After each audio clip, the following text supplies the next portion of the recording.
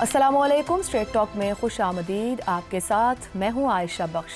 मौलाना फजलुर रहमान ने कहा है कि माइंस एंड मिनरल्स बिल सूबे के वसाइल पर हमला है। आज फिर एक ऐसा कानून सूबों से पास कराया जा रहा है जो वसाइल पर कब्जा है। अगर हुकूमत होश के नाखुन नहीं लेती तो फिर हमें अवाम में जाना होगा और अवाम अपने हक के तहफ़्फ़ुज़ के लिए मैदान में निकलेंगे। उन्होंने कहा कि वफाक को खुद भी ये सोचना चाहिए कि आइन के मनाफी किसी किस्म का बिल असेंबलियों में नहीं लाया जाए।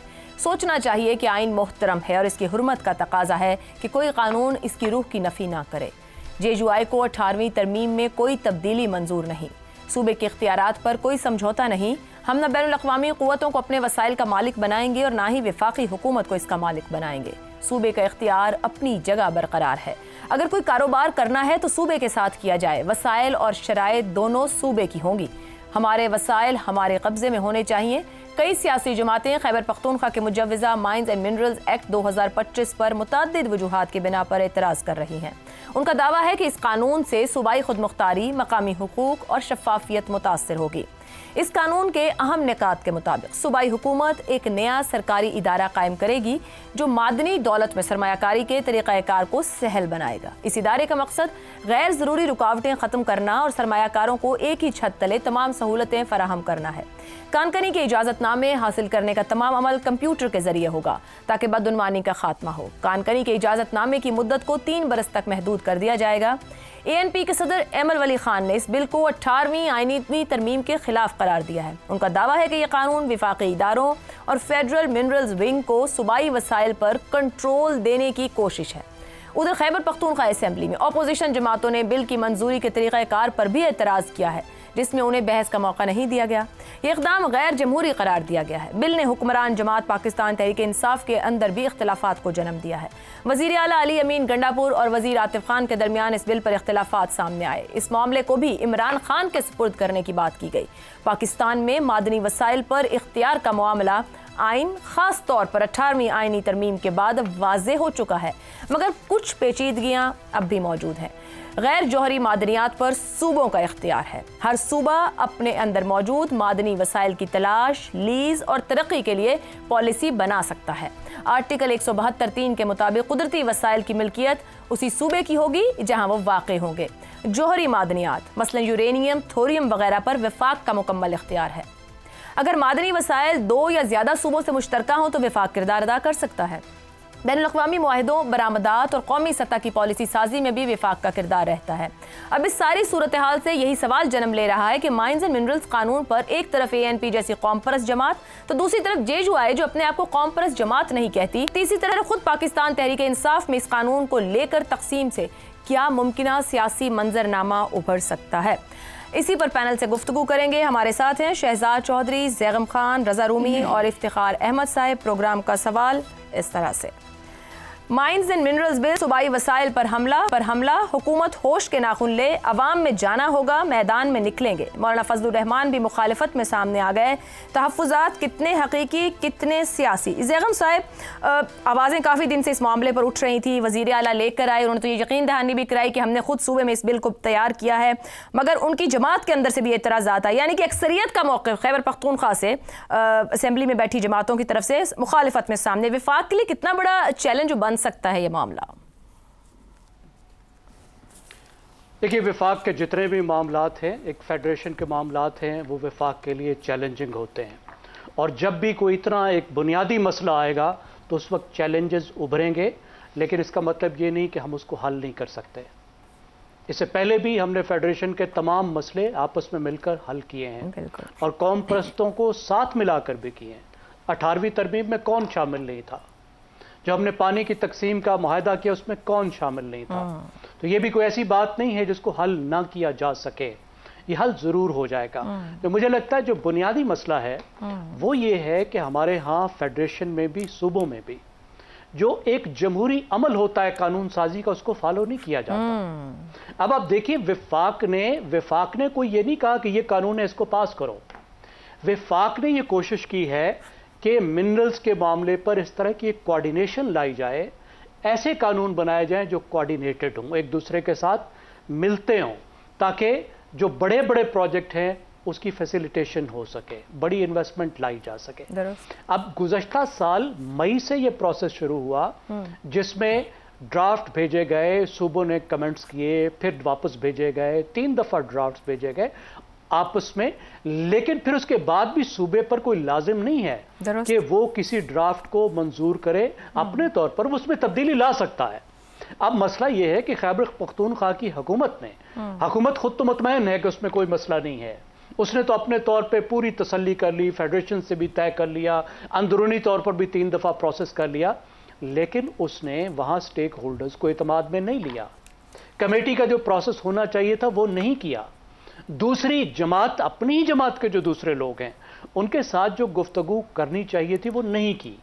तो खुद एक तो पीटीआई के अंदर ही धड़े बन गए। एक वो हैं जो वज़ीर आला साहब कहते हैं कोई मसला नहीं है, फिर कुछ लोगों को एतराज़ है जो कहते हैं कि इसमें कुछ ऐसी चीज़ें हैं जो चेंज होनी चाहिए। ये वो प्रोसेस है जो कमेटी में हो जाना चाहिए था, जैसे तैमूर झगड़ा कह रहे हैं कि ठीक है लेकिन ये तब्दीलियां इसमें कर लें। अब तीसरा तबका वो है जो कहता है कि ये बड़ा अच्छा मौका है निगोशिएट करने का फेडरेशन से कि इस पर इमरान खान की रिहाई ले लो। उन्हें कहो इमरान खान को छोड़ोगे तो हम मंजूर करेंगे, वरना हम नहीं करेंगे, जो एक ठीक रवैया नहीं है, क्योंकि मसला खाली फेडरेशन का तो नहीं है, खुद सूबों की दौलत है, सूबों को भी तो बहुत कुछ इसमें मिलेगा। ज़ैगम साहब, कतई कलामी की माजरत, आप जिस नुक्ते पर अभी गुफ्तगू को लाए हैं, क्या गंडापुर साहिब जिम्मेदार हैं? अगर 3 बार ड्राफ्ट गया है, किसी के सर ने आप बंदूक नहीं रखी कि आप इसको पास करें, तो फिर उन्होंने वहां मौजूद तमाम सियासी जमातों, स्टेक होल्डर्स को बतौर वजीर आला क्यों नहीं ऑन बोर्ड किया, क्यों जिम्मेदारी पूरी नहीं की, क्यों प्रोसेस कंप्लीट नहीं किया? इरादतन गंडापुर साहब ये सब कर रहे हैं? मैं ये समझता हूं कि हमारे यहां अब ये रिवाज ही नहीं रहा कि पार्लियामेंट्स को पार्लियामेंट की तरह चलाया जाए, सूबाई असम्बलियों को सूबाई असम्बलियों की तरह चलाया जाए। एग्जेक्टिव का कंट्रोल है, जो पार्लियामेंट्री प्रोसेस को फॉलो करने की रिवायत ही नहीं बची। समझा जाता है हुकूमत के बस हमने कानून बना दिया तो सब हाथ खड़ा कर देंगे। तो गंडापुर साहब की तो ये बिल्कुल गलती है कि उन्होंने अपनी पार्टी को भी पूरी तरह से एतमाद में नहीं लिया। लेकिन उसमें आप ये देखिए कि अपोजिशन जो है उसके हाथ भी तो एक मौका आ गया है ना। अब खैबर पख्तूनख्वा में या तो नेशनलिस्ट जमातें हैं या वो जमातें हैं जो सॉफ्ट नेशनलिज्म करती हैं। पीटीआई भी खैबर पख्तूनख्वा में पख्तूनख्वा की एक सॉफ्ट नेशनलिस्ट पार्टी है, और ख़ुद मौलाना की जमात भी मजहबी जमात है, लेकिन वो भी पख्तून नेशनलिज्म करती है एक सॉफ्ट अंदाज में। तो उनको एक मौका मिल गया है कि वो पीटीआई की आकर पिटाई निकालें, तो वो पिटाई निकाल लें। इसका मतलब ये नहीं है कि इसमें मसले नहीं हो सकते, इसमें शुबात नहीं हो सकते, लेकिन डिस्कशन करके ऑन बोर्ड होकर आप एक जमहूरी अंदाज ले सकते थे। कर सकते हैं ना जी, बिल्कुल कर सकते हैं, सूबे के पास अख्तियार है ना। देखिए सूबे, ये कानून सूबे ने पास करना है, बिल्कुल कोई इस्लामाबाद में पास नहीं होना, तो ये सूबे ने पास करना है। तो सूबा आपस में बैठ के देख के कुछ चीज़ों पे, मसलन एतराज़ करने वाले कह रहे हैं कि स्ट्रेटेजिक मिनरल की डेफिनेशन नहीं की गई, तो कल को अगर किसी भी चीज़ को स्ट्रेटेजिक मिनरल डाल दिया, संगमरमर को स्ट्रेटेजिक मिनरल कह दिया, तो हम क्या करेंगे? अब देखिए शकूक व शुबहात है ना, तो अगर कहीं शकूक व शुबहात हैं तो वहाँ मजीद वजाहत आ सकती थी। दुरुस्त। अगर मैनेजमेंट के मामलात हैं तो उस पर मजीद गुफ्तगू हो सकती थी। मेरे ख्याल में ठंडे अंदाज में इस मसले को जमहूरी अंदाज में उस तरीके से हल किया जाना चाहिए जिस तरह हमने अब से पहले के मसले दुरुस्त हो गया ज़ैगम साहब। लेकिन एक बड़ा दिलचस्प नुक्ता आपकी गुफ्तगू से मेरे हाथ लगा कि गुज़िश्ता साल मई से अमल का आगाज हो गया, यानी 11 माह में ठंडे और जमहूरी अंदाज में नहीं हल कर पाए, तो इसका मतलब है कि हम चाहते थे कि मामला बिला वजह गैर जरूरी तौर पर कॉन्ट्रोवर्शियल हो। रजा रूमी साहब, जो मौलाना फजलुर रहमान साहब कह रहे हैं कि वफाक को सोचना चाहिए आइन के मुनाफी किस्म का बिल, असल में तो फिर उनको वहां पूछना चाहिए। वैसे आज उन्होंने तकरीर में तनकीद भी की पीटीआई के तकरीबन तमाम वज़राए आला के ऊपर कि वो खुद कितने पीटीआई के हैं और कहां के हैं। आप ये फरमाइए कि जो बिल है कौम परस्ती की सियासत एक तरफ, क्या वाकई 18वीं तरमीम की स्पिरिट को मुतासिर कर रहा है, और अगर कर रहा है तो जिम्मेदार ज्यादा बड़ा कौन है, खुद वजीर आला खैबर पख्तूनख्वा नहीं, क्या पूरी जमात को बाईपास करके वो अकेले फैसला कर रहे थे?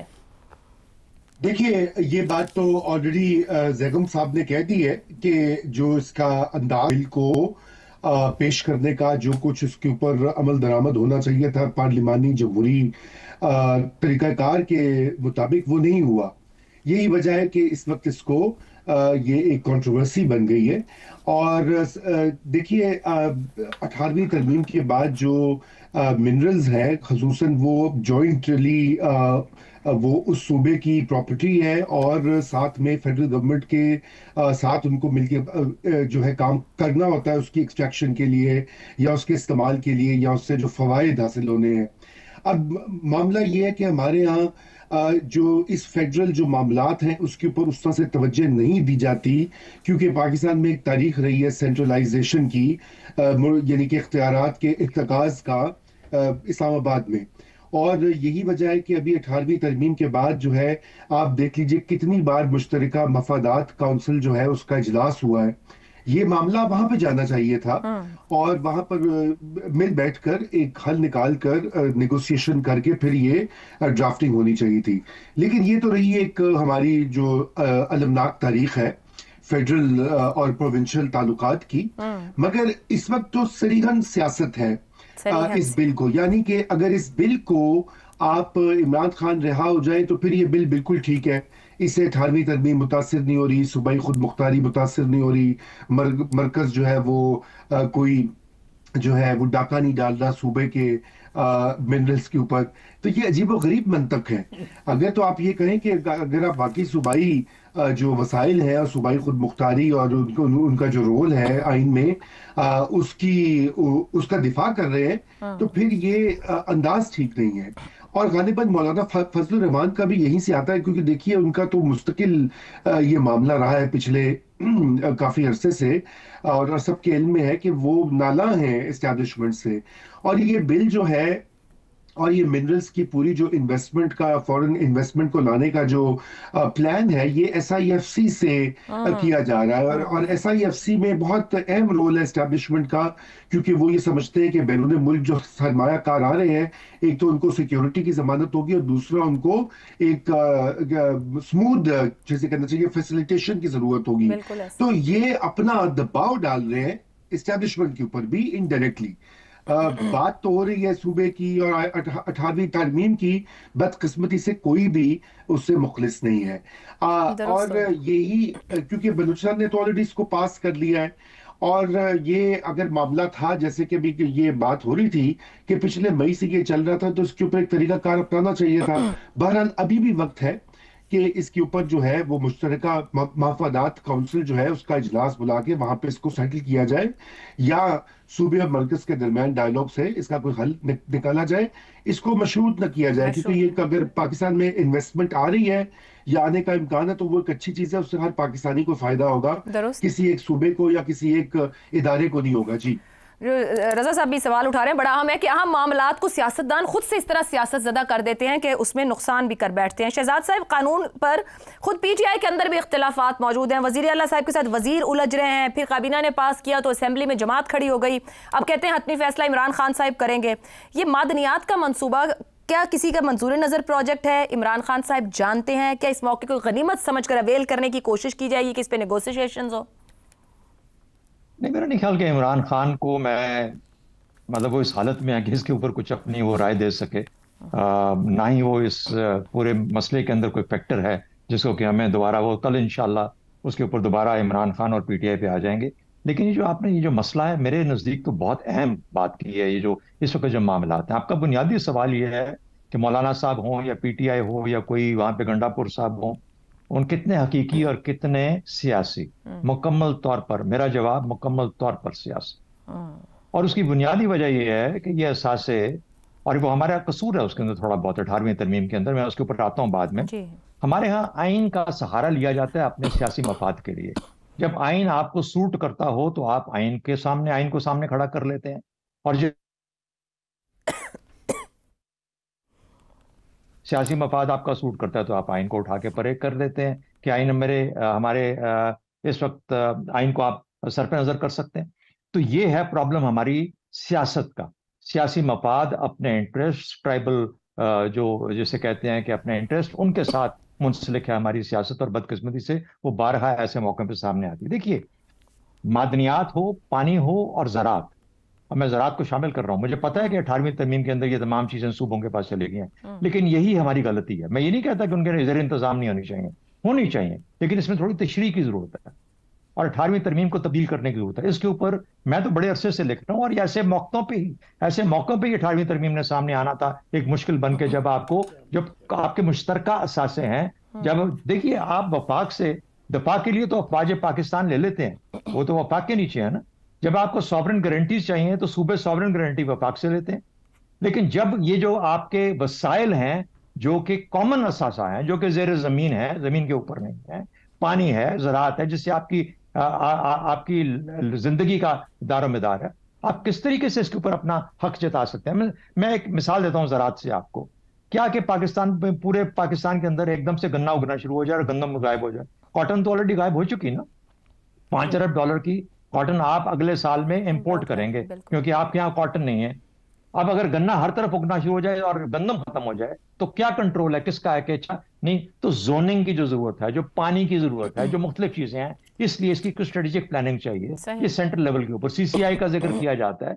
CCI से बढ़ के टेक्निकल काम है ये, और इसके ऊपर कोई ना कोई एक सेंट्रल सोच होनी चाहिए जो कि फिर सूबों को शामिल, सूबे उससे बेहतर अपनी तजावीज दे सकते हैं, उसको बेहतर करने के लिए तजावीज उनके ही जेर इंतजाम होगा। लेकिन सब एग्री करेंगे कि जी अच्छा ये कॉटन का इलाका है, ये गंदम का इलाका है, ये गन्ने का इलाका है, वगैरह वगैरह, और हम इस तरीके से पानी की तकसीम करेंगे, तब जाके आप पाकिस्तान के वसाइल को उस तरीके से इस्तेमाल कर सकते हैं। मादनियात में भी यही हो रहा है। जनरल मुशर्रफ के बारे में सबसे बड़ी जो तनकीद की जाती है क्या था कि मार्शल लॉ डिक्टेटर था, इतना अरसा मिला, काला बाग बना जाता तो क्या था।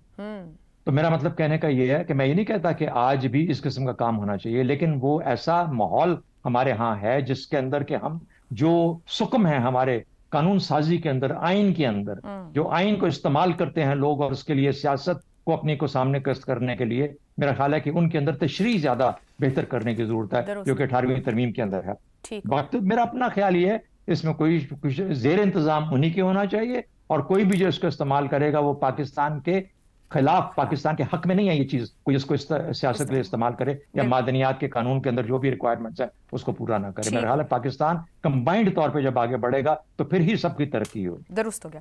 इफ्तिखार साहब, खैबर पख्तूनख्वा एक हसास सूबा है, हुक्मरान जमात में तकसीम नजर आ रही है। JU और ANP भी जो है अपोजिशन की सूरत में इसके खिलाफ उठ खड़े हुए हैं। ANP ने तो APC की भी बात कर दी है 23 अप्रैल को, यानी कि सूबे की अक्सरियत का मौक़िफ़ सामने आ गया है जो वहाँ से मुंतखब जमातें हैं। विफाक के लिए कितना बड़ा चैलेंज बन सकता है, या फिर ऊपर हमारे दो मोअज़्ज़ज़ पैनलिस्ट ने बात की कि मुकम्मल सियासत की जा रही है इस इशू के ऊपर? बिल्कुल सियासत की जा रही है, और आप भूल रहे हैं कि वो जो कौमी वतन पार्टी के चेयरमैन आफ्ताब शेरपा साहब, वो भी इनके साथ शामिल हो गए हैं। सवाल है कि जब ये वक्त उनके पास वक्त दिया गया कि इस तजवीज़ को स्टडी कर लो और अपनी तजवीज़ पेश करो, तो ये सारे के सारे क्यों सोए हुए थे? बताएं। क्यों कर ये मीडिया पर नहीं आ रहे थे? क्यों कर ये अखबारात के नुमाइंदों अपने मुजव्विज़ा बिल दे देते, तजावीज़ देते? बिल्कुल, यही सवाल तो मैं उठा रहा हूँ। हमेशा जब भी पाकिस्तान में कोई बेहतरी का अमल उठाया जाता है, मैं पिछले कई 4 साल से मुसलसल देख रहा हूँ, तो इस किस्म के इश्यूज खड़े किए जाते हैं। 18वीं तरमीम को पास हुए बरसों गुजर गए। अगर 18वीं तरमीम में रुकावट थी कोई, तो कब की वो ज़ेरे बहस आ जाती? ये उस वक्त क्यों ख्याल आया जब SIFC ने फैसला किया कि हम मुल्क के जितने भी मिनरल्स हैं ये सूबों के ज़रिए बेचेंगे, लेकिन एक शर्त रखी कि हम खाम माल नहीं बेचेंगे।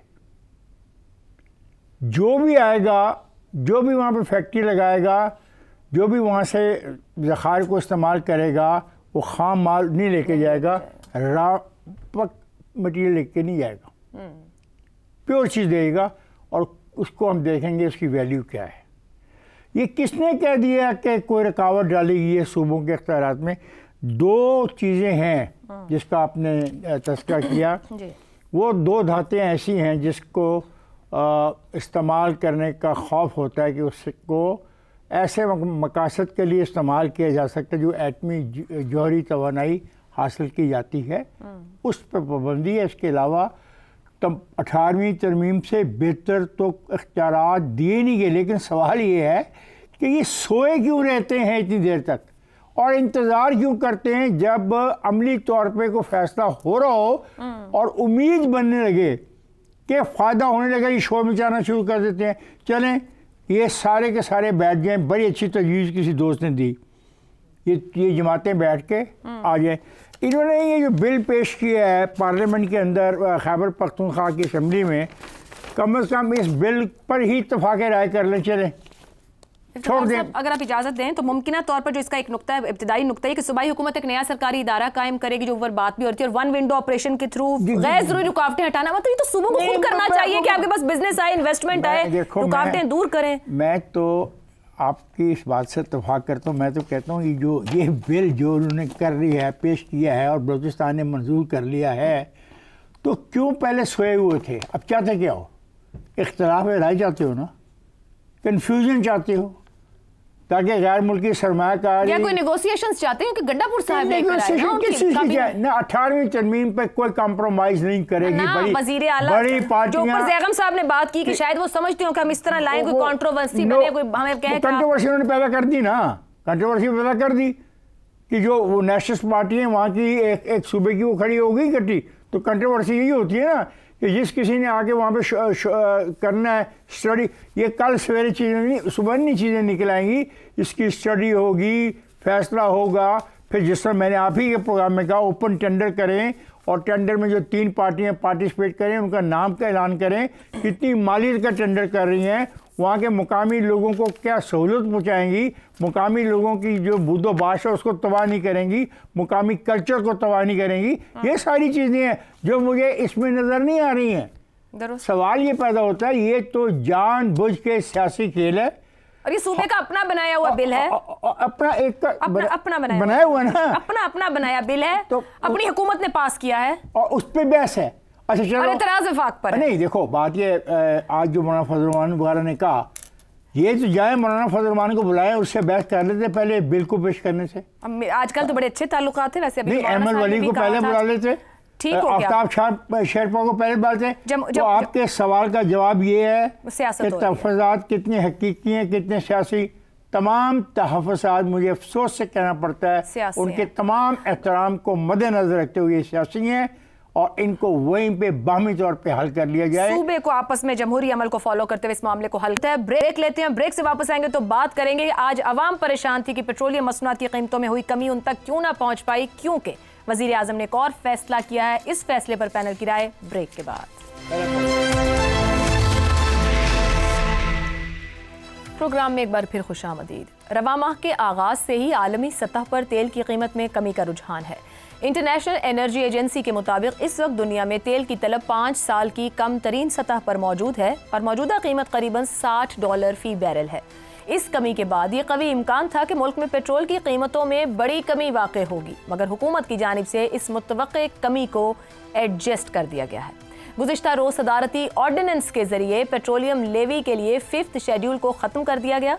5th शेड्यूल के तहत हुकूमत लेवी की हद की पाबंद थी, मगर 5th शेड्यूल ख़त्म होने से हुकूमत पर लेवी की हद की पाबंदी ख़त्म हो गई है। पेट्रोल पर लेवी ₹8.72 फ़ी लीटर बढ़ा दी गई है, जिससे अब लेवी ₹70 से बढ़कर ₹78.72 हो चुकी है। वज़ीर आज़म शहबाज शरीफ ने ऐलान किया है कि आलमी मंडी में पेट्रोलियम मसनूआत की कीमतों में होने वाली कमी को अवाम तक मुंतकिल करने की बजाय इस रकम को बलोचिस्तान की सबसे अहम शाहरा N25 चमन कोयटा कल्लात खुजदार कराची शाहरा को दोरोया करने में इस्तेमाल किया जाएगा। बचत से खिची कैनाल का फेज़ 2 भी मुकम्मल करने में मदद मिलेगी, जिससे बलोचिस्तान की सैकड़ों एकड़ ज़मीन सैराब होगी। वज़ीर आज़म के मुताबिक इन पैसों से कौम के ज़ख्मों पर मरहम रखेंगे। जिस तरह नवाज शरीफ ने दीगर मोटरवेज़ बनाई हैं, इसी तरह M6 और M9 मोटरवे भी वफाक खुद बनाएगा। शहबाज शरीफ के मुताबिक हमने बहुत सोच विचार के बाद ये सब तय किया है। चारों सूबे 4 भाइयों की तरह हैं, अगर एक रोटी है तो चारों भाई इसके 4 हिस्से करके खाएंगे। उन्होंने कहा कि बलोचिस्तान से फासले इतने ज़्यादा हैं, इनको पुर करने के लिए सरमायाकारी भी उतनी ही ज़्यादा दरकार है। हम इस बचत को बलोचिस्तान के अवाम की नज़र कर रहे हैं। यहाँ ये बात भी काबिल ज़िक्र है कि गुज़िश्ता माह भी पेट्रोलियम मसनूआत की कीमतों में होने वाली आलमी कमी को अवाम तक पहुँचाने के बजाय पेट्रोलियम लेवी को 60 से 70 रुपये फ़ी लीटर किया गया था। वजीर आजम के इस ऐलान के बाद साबिक वजीर खजाना मिफ्ता इस्माइल, सहाफ़ियों और माशी माहिरीन समेत सोशल मीडिया पर अवाम का मिला जुला रद्द-ए-अमल सामने आ रहा है। नाक़दीन के मुताबिक पेट्रोलियम मसनूआत की कीमतें कम होनी चाहिए थी, अवाम इस इंतजार में थे। हुकूमत ने कीमतें कम ना करने के स्मार्ट प्ले किया है, जबकि बाज़ लोग वज़ीर आज़म के इस फैसले को दुरुस्त करार दे रहे हैं। कि हम अपने पैनल से यही जानने की कोशिश करते हैं कि वो हुकूमत के इस फैसले पर क्या राय रखते हैं। पैनल के लिए सवाल, हुकूमत का पेट्रोलियम मसनूआत की कीमतों में कमी को अवाम तक मुंतकिल न करने का फैसला, रकम बलोचिस्तान पर खर्च की जाएगी, वज़ीर आज़म का फैसला कितना दुरुस्त है? ज़ैगम साहब, हुकूमत के पास तरक्याती शोबे के लिए पब्लिक सेक्टर डेवलपमेंट प्रोग्राम भी मौजूद होता है। एक शोबे के जरिए दूसरे शोबे को चलाना क्या लॉन्ग टर्म में एक फीजिबल मामला है, फ़ायदा देने वाला मामला है? एक तो बलूचिस्तान के लोगों को मुबारक हो कि उनके प्रोजेक्ट जो इंतज़ार कर रहे थे कि दुनिया में ऑयल की कीमतें कम होंगी तो उन प्रोजेक्ट पर अमल दरामद किया जाएगा, तो वो वक्त आ गया। देखिए, मैं वज़ीर आज़म साहब के इस फैसले से इत्तफ़ाक़ करता हूँ, लेकिन जो वो चालाकियाँ कर रहे हैं मैं उनसे इत्तफ़ाक़ नहीं करता। साल से पाकिस्तान में पेट्रोल की कीमतें रीजन में बहुत कम थी, हमें बहुत नुकसान हुआ।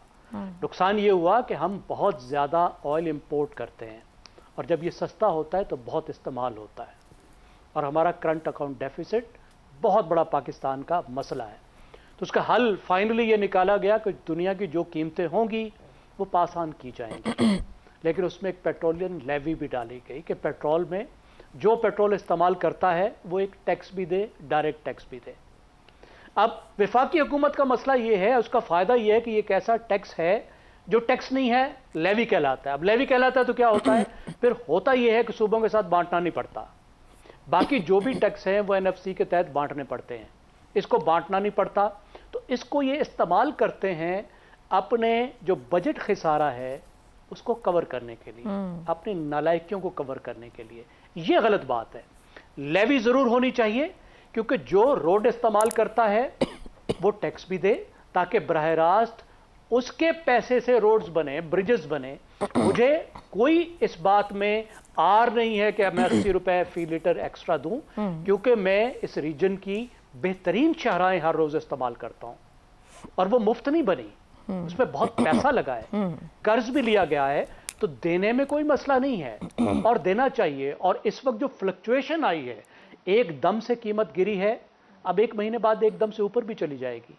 अगर आज पेट्रोल की कीमत अचानक कम हो जाती है तो यकीन माने सिवाय पेट्रोल के किसी चीज़ की कीमत कम नहीं होगी। लेकिन अगले महीने जब अचानक तेल की कीमत बढ़ेगी तो फिर तेल की कीमत नहीं बढ़ेगी, फिर हर चीज़ की कीमत बढ़ेगी। तो इस अचानक फ्लक्चुएशन को गार्ड करने के लिए भी मेरे ख्याल में ये ट्रांसफ़र का जो प्रोसेस है ये डिले होना चाहिए। लेकिन ये चालाकी कि ये बलूचिस्तान के लिए है, ये प्रोजेक्ट तो पहले से तय थे जी। तो उनका इस बात से ताल्लुक कहाँ निकल आया कि पेट्रोलियम लेवी से पैसे मिलेंगे और लेवी के पैसे तो फेडरल बजट में जाएंगे। क्या वहाँ सिर्फ लेवी के पैसे आएंगे जो जाएंगे बलूचिस्तान के बजट में? ये ज़रा चालाकी है। ठीक हो गया जी। इफ्तिखार साहब, गुज़िश्ता माह भी डीजल पेट्रोल की जो कीमतें थी उस पर भी था तवक्को कि वो कम होगी और आवाम तक पहुंचेगा। 60 से 70 रुपये कर दिया, अब 70 से इसको फिर आगे बढ़ा दिया गया 78 तक। क्या हुकूमत ने नया तरीका निकाल लिया है आवाम की जेब से पैसे निकालने का?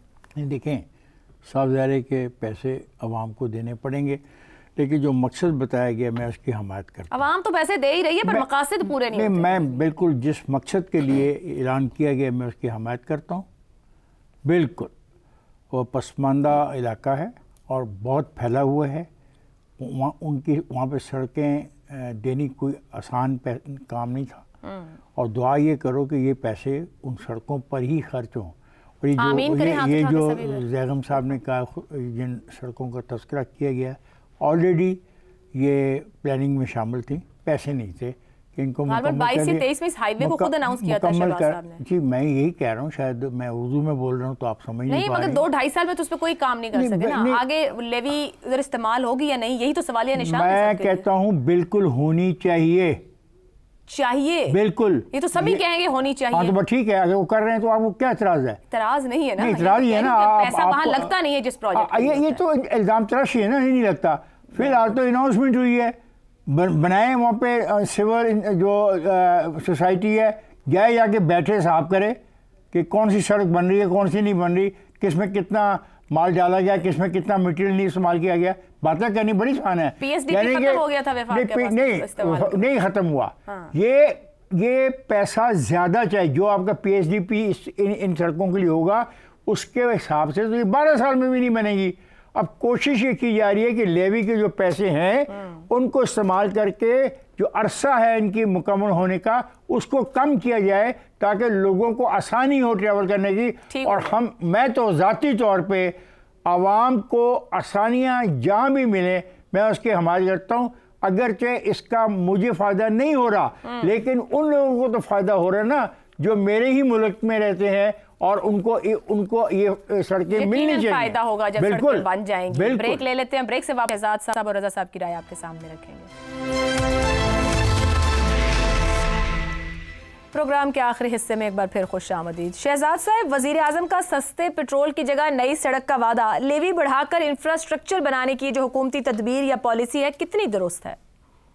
अच्छा आयशा, एक तो मैं एग्री करता हूं कि अगर कोई भी किस तरीके से भी रिसोर्सेज बनाई जाती हैं बलूचिस्तान के लिए तो वो आज के हालात के अंदर ज़रूरत के हिसाब से बहुत अहम है और उसको होना चाहिए जहां से भी मुमकिन हो। और एक आपको याद होगा कि पाकिस्तान की हुकूमत ने, बल्कि नवाज शरीफ साहब के ज़माने में या उससे पहले, वो जो 100 अरब रुपए का एक इन्होंने फंड हुकूमत ने डिक्लेयर किया कि हम एडिशनल दिया करेंगे बलूचिस्तान की तरक्की के लिए। हाँ, आगाज मेरे ख्याल में पीपल्स पार्टी के ज़माने में या शायद नवाज शरीफ साहब के। बहरहाल वो एक तरफ, लेकिन मेरा ख्याल है कि हमें एक दूसरी साइड को भी जरूर देखना चाहिए। मैं कह रहा हूँ कि मैं इसे एग्री करता हूँ लेकिन दूसरी साइड को भी देखना चाहिए। देखिए,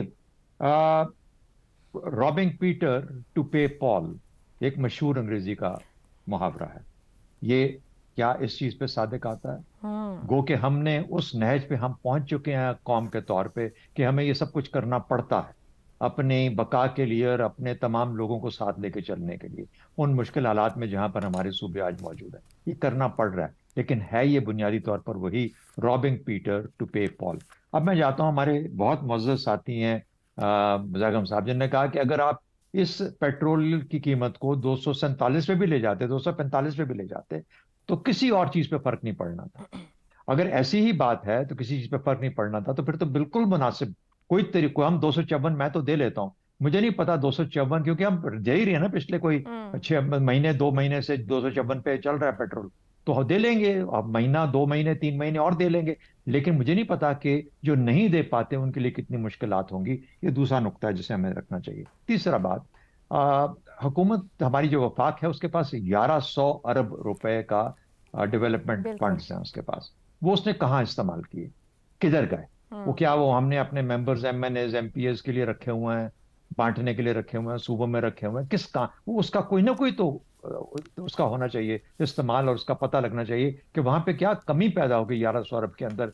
ये असल में होता ये है पिछले काफी सालों से कि हम उससे, जिस तरह ज़ैगम साहब कह रहे थे, अपना बजट डेफिसिट पूरा करते हैं, हम उसको पूरे तौर पर इस्तेमाल भी नहीं कर रहे इस 1100 अरब रुपए को। तो लेकिन उसको लोगों का हक है कि उसकी कोई ना कोई एक विजिबिलिटी, ट्रांसपेरेंसी होनी चाहिए।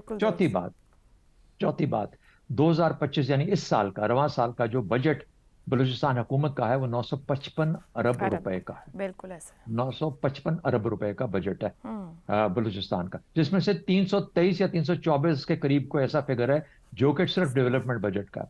बलूचिस्तान की हुकूमत से भी पूछना चाहिए कि 955 अरब कहाँ खर्च कर रहे हो, कैसे कर रहे हो, और जो 323 अरब का डेवलपमेंट बजट है वो कहाँ इस्तेमाल कर रहे हो। एक और बात, कच्ची कैनाल 2002 में शुरू की गई थी, 23 साल हो गए उस कैनाल को, अभी तक मुकम्मल नहीं हो पाई। उस वक्त हमने सराब करना था बलूचिस्तान की जमीनों को और ज़राअत पैदा करनी थी। क्या वजह है, क्यों नहीं हो पाई? क्या इसके ऊपर भी किसी की अकाउंटेबिलिटी है? जो इसमें शामिल है उन सबको भी सामने आना चाहिए, या यूं ही हम पैसे निकाल के बांटते रहेंगे और देते रहेंगे और पैसा खाया जाएगा, हमें पता भी नहीं चलेगा किसकी जेब में चला गया।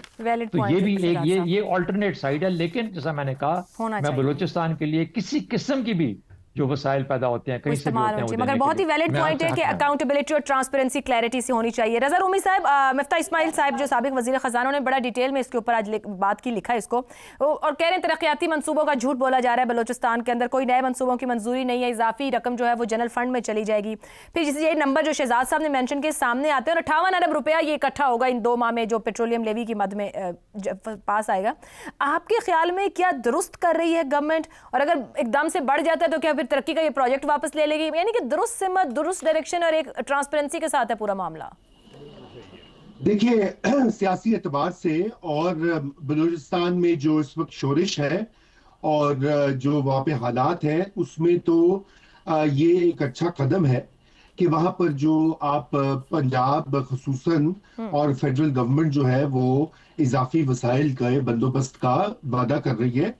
अब ये इससे तो मेरे ख्याल से किसी को कोई इतराज नहीं हो सकता। अब मसला ये है कि जैसे कि अभी जिक्र भी हुआ कि ये जो डेवलपमेंट फंड्स होते हैं, ये जब तक इनकी प्रोजेक्ट्स मंसूबे तैयार होते हैं, जब तक इनकी इम्प्लीमेंटेशन होती है, ये साल का काम है। और जो हमारा ब्यूरोक्रेटिक निज़ाम है उसमें तो और भी ताख़ीर होती है, तो इसके समरात और असरात जो है वो तो नहीं पहुंच पाएंगे। और शॉर्ट टर्म में यही होगा कि हुकूमत को भी थोड़ा उनके जो है इजाफी जो पैसे वो इकट्ठे करें इस लेवी से, वो उनकी बजट में चले जाएंगे और IMF भी खुश हो जाएगा, जो कि मिफ्ता साहब ने भी बात कही है इन्हीं लाइंस के ऊपर।